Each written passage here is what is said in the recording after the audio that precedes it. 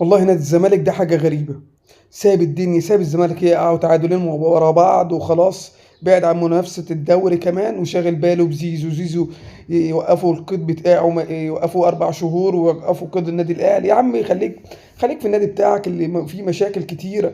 فكر في، حتى مش شاغلين بالهم بموضوع ايقاف القيد، مش شاغلين بالهم بايقاف القيد بتاتا. ادي توقفوا 3 فترات بسبب باتشيكو، ولا شغالين بالهم، كل حاجه زيزو زيزو زيزو زيزو. ما بيفكروش في مدرب ضيع نادي الزمالك، ما بيفكروش في واحد زي مدير كوره زي عبد الواحد السيد. انا مش عارف لغايه دلوقتي ما اتشالش ليه او استقال ليه. لغايه دلوقتي شاغلين بالهم بزيزو، في زيزو خلاص، زيزو انتهى بالنسبه للزمالك، زيزو مشي خلاص. فكر في النادي، انت هتعمل ايه؟ خلي زيزو ما لعبش كاس العالم للانديه، ايه هتحصل؟ انت هتاخد كاس العالم يعني ولا ايه؟ هتاخد الدوري؟